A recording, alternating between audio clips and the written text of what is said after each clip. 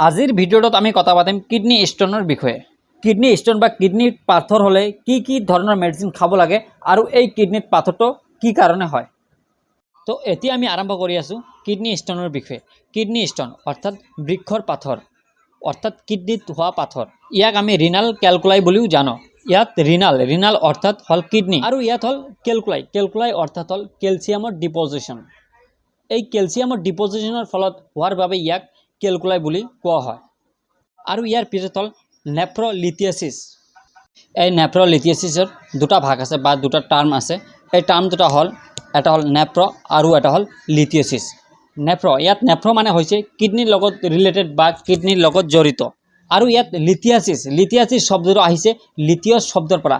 আৰু এই লিথিয়াছ শব্দটোৰ অৰ্থ হ'ল বা মানে হ'ল পাথৰ বা ষ্টোন। তো আমি ইয়াত বুজা পালোঁ যে কিডনি ষ্টোনক আমি নেফ্ৰলিথিয়াছিছ নামেৰেও জানো। ইয়াৰ পিছত হ'ল ইউৰলিথিয়াছিছ। এই ইউৰোটো কাৰ লগত জড়িত জানেনে? এই ইউৰোটো হ'ল প্ৰস্ৰাৱৰ লগত জড়িত বা ইউৰিনৰ লগত জড়িত। যদি এই ইউৰিনত ষ্টোন হৈ যায় বা প্ৰস্ৰাৱত পাথৰ হৈ যায় তাক আমি ইউৰলিথিয়াছিছ বুলি কওঁ। তো এতিয়া আমি এই কিডনিত ষ্টোন বা কিডনিত পাথৰ হ'লে আমি কি শব্দ ব্যৱহাৰ কৰিব পাৰি? বৃক্ষৰ পাথৰ বা ৰিনাল কেলকুলাই বা নেফ্ৰলিথিয়াছিছ বা ইউৰলিথিয়াছিছ। ইয়াত আপোনালোকে দেখা পাই আছে যে আকাৰৰ ভিত্তিক কিডনি ষ্টোন বা কিডনিত পাথৰবিলাক ৰখা হৈছে। আৰু আমি এই ছবিৰ ভিতৰত দেখা পাই আছোঁ যে কিডনি আৰু কিডনিৰ ভিতৰত পাথৰ গৈ কেনেকৈ থাকে সেইবিলাক দেখা পাই আছোঁ ইয়াত। এই কিডনিৰ ভিতৰতে প্ৰস্ৰাৱৰ সৃষ্টি হয় অৰ্থাৎ ইয়াতে ইউৰিন ফৰ্মেশ্যন হয়। আৰু যেতিয়া এই কিডনিৰ ভিতৰত ইউৰিন ফৰ্মেশ্যন হয় তেতিয়া এই ইউৰেটাৰৰ মাজেদি ইউৰিন আহি ইউৰিনাৰী ব্লাডত সোমায়, যাক আমি প্ৰস্ৰাৱৰ থলী বা মূত্ৰথলী বুলি কওঁ। আৰু এই প্ৰস্ৰাৱথলীৰ পৰা ইউৰিন ইউৰেথ্ৰালৰ সহায়ত বাহিৰলৈ ওলাই আহে। ইয়াত আপোনালোকে বিভিন্ন ঠাইত ভিন্ন আকাৰৰ কিডনি ষ্টোন দেখা পাই আছে। আপোনালোকে এই ছবিটোত দেখা পাই আছে যে এইটো পাথৰ হ'ল পেলভিক ৰিজনত আৰু এইটো হ'ল ইউৰেটাৰত আৰু এই পাথৰটো হ'ল প্ৰস্ৰাৱথলী বা মূত্ৰথলীত। আৰু এই পাথৰটো কিডনিৰ পৰা লাহে ইউৰেথাৰৰ মাজেদি আহি মূত্ৰথলীত সোমাইছে। আৰু এই পাথৰটো মূত্ৰথলীত আহি ইউৰেথাৰলক ব্লক কৰি দিছে বা বন্ধ কৰি দিছে। তো এতিয়া আমি কথা পাতিম কিডনি ষ্টোন কিয় হয়। এই কিডনি ষ্টোনটো দুটা অংশ অৰ্থাৎ দুটা পাৰ্টত সৃষ্টি হয়। ইয়াৰ প্ৰথম অংশটো হ'ল মিনাৰেল আৰু দ্বিতীয় অংশটো হ'ল সল্ট বা নিমখ। এই দুটা অংশ মিলি কিডনি ষ্টোন তৈরি কৰে বা সৃষ্টি কৰে। মিনাৰেলত যেনে কেলছিয়াম, অক্সিলেট আয়ন আৰু লৱণ বা সল্ট বা নিমখ এইকেইটা মিলি কিডনিত পাথৰটো সৃষ্টি কৰে। আৰু আমি এতিয়া কথা পাতিম ইউৰিন অৰ্থাৎ প্ৰস্ৰাৱৰ। আমাৰ প্ৰস্ৰাৱৰ ঘনত্বৰ ফলতো কিডনিত ষ্টোন বা পাথৰ হ'ব পাৰে। যেনে আমি ইয়াত কিছুমান ইউৰিনৰ নমুনা লৈছোঁ। এই নমুনাবোৰক আমি নামকৰণ কৰিছোঁ A, B, C, D আৰু E। আৰু এই নমুনাটোত এৰ পৰা ই লৈ যিমানেই বৃদ্ধি পাব সিমানেই কিডনি ষ্টোন বা কিডনিত পাথৰ হোৱাৰ চান্সটো বৃদ্ধি পাব বা কিডনিত পাথৰ হোৱাৰ সম্ভাৱনাটা বহুত বেছি হ'ব।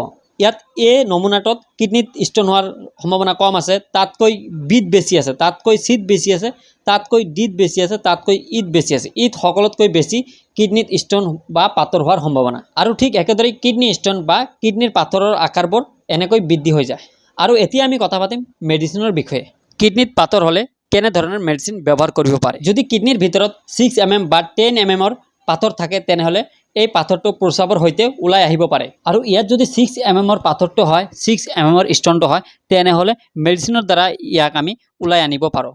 আৰু যদি এই পাথৰটো 10 mm হয় তেতিয়াও এই পাথৰটোক লৈ টেনশ্যন বা চিন্তা কৰিব নালাগে, কাৰণ এই পাথৰটোক আমি মেডিচিনৰ জৰিয়তে সৰু টুকুৰা কৰি বা ভাঙি ইউৰিনৰ পথেৰে বাহিৰলৈ ওলাই আনিব পাৰোঁ। তেতিয়া যদি আমি মেডিচিন ব্যৱহাৰ কৰোঁ বা মেডিচিন খাওঁ তেনেহ'লে এই 10 mm পাথৰটোক সৰু টুকুৰা যেনে 5 mm, 3 mm আৰু 2 mm ৰূপত ৰূপান্তৰিত কৰি ইউৰিনৰ লগত বাহিৰলৈ ওলাই আহে। এই ছবিটোত দেখি লোৱা, যদি কিডনিত পাথৰ থাকে তেনেহ'লে পাথৰটো মূত্ৰনলীৰ মাজেদি আহি মূত্ৰশয়ৰ পৰা বাহিৰলৈ ওলাই যায়।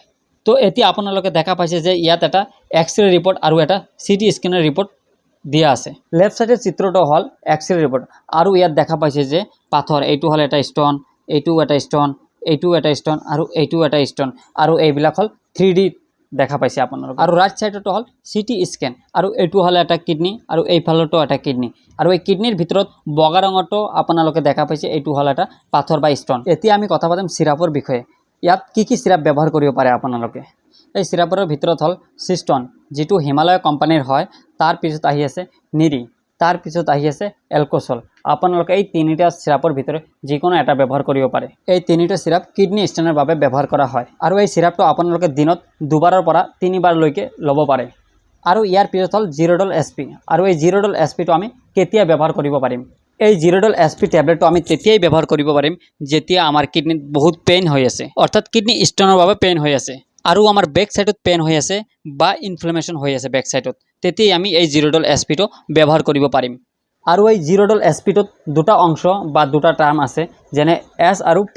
ইয়াত S অৰ্থাৎ ইয়াত এটা লৱণ থাকে বা ইয়াত এটা সল্ট থাকে, যাক আমি চেৰেডিঅ'পেপটাইড বুলি কওঁ। আৰু ইয়াত P অৰ্থাৎ ইয়াত পেৰাচিটামলো থাকে। আৰু ইয়াৰ পিছত আমি কথা পাতিম UTI অৰ্থাৎ ইউৰিনাৰী ট্ৰেক ইনফেকশ্যন। আৰু ইয়াত UTI অৰ্থাৎ যদি আমাৰ ইউৰিনাৰী ট্ৰেক অৰ্থাৎ প্ৰস্ৰাৱৰ ৰাস্তাত বা প্ৰস্ৰাৱৰ নলীত কোনো ধৰণৰ ইনফেকশ্যন হয়, তেতিয়া আমি এই মেডিচিনবোৰ ব্যৱহাৰ কৰিব পাৰোঁ।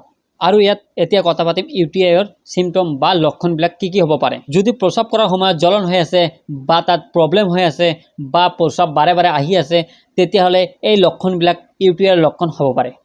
যদি এই চিমটম বা লক্ষণবিলাক দেখা দিয়ে, তেনেহ'লে আপোনালোকে কিছুমান এণ্টিবায়'টিক ইউজ কৰিব পাৰে, যেনে নৰলেট বা নৰল 400। এই টেবলেটটোত নৰফ্লক্সিন থাকে। আৰু দ্বিতীয় টেবলেটটো হ'ল অফ্লক্সিচিন আৰু তৃতীয় টেবলেটটো হ'ল লিভোফ্লক্স। এই এণ্টিবায়'টিক মেডিচিনবিলাক আপোনালোকে ব্যৱহাৰ কৰিব পাৰে।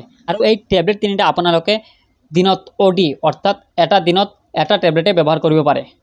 ইয়াৰ পিছত কথা পাতিম বেলটাম 0.2 টেবলেটৰ বিষয়ে। আৰু এই বেলটাম 0.2 মেডিচিনটো হ'ল এটা এলফা ব্লকাৰ ক্লাছৰ মেডিচিন। এই বেলটাম মেডিচিনটোৱে কিডনীৰ ভিতৰত থকা ষ্ট'ন বা পাথৰটোক বাহিৰলৈ অহাত সহায় কৰে। আৰু এই বেলটাম মেডিচিনটোৱে ইউৰিনাৰী ট্ৰেক বা প্ৰস্ৰাৱ নলী ডাইলুট হৈ যায় বা প্ৰস্ৰাৱ নলীটো ফুলি যায়। আপোনালোকে এই চিত্ৰটো দেখা পাই আছে যে ফুলি গৈছে, যাৰ ফলত কিডনীত থকা পাথৰবোৰ অতি সহজে বাহিৰলৈ ওলাই আহিব পাৰিছে। আৰু যদি কোনো পেচেণ্টৰ কিডনীত পাথৰ বা কিডনী ষ্টোন থাকে, তেনেহ'লে লিকুইড ফৰ্মত কি কি খাব পাৰে আপোনালোকে, যেনে এদিনত 3 পৰা 4 লিটাৰলৈকে পানী খাব লাগে। তাৰ পিছত লেমন জুচ বা লেবুৰ ৰস খাব লাগে, কাৰণ এই লেমন জুচত ভিটামিন C অৰ্থাৎ চিট্ৰিক এচিড থাকে। ভিটামিন C অৰ্থাৎ এই চিট্ৰিক এচিডটোৱে কি কাম কৰে? এই চিট্ৰিক এচিডটোৱে কিডনীত থকা পাথৰ বা ষ্টোনটোক ভাঙাত সহায় কৰে। আৰু এই কিডনীত থকা পাথৰ বা ষ্টোনবিলাক যেতিয়া ভাঙি সৰু সৰু টুকুৰা হ'ব, তেতিয়া প্ৰস্ৰাৱ নলী বা ইউৰিনাৰী ট্ৰেকৰ সহায়ত অতি সহজে বাহিৰলৈ ওলাই আহিব পাৰিব। আৰু এনেকুৱা ধৰণৰ ভিডিঅ' চোৱাৰ বাবে আপোনালোকে চেনেলটো ছাবস্ক্ৰাইব কৰি দিব।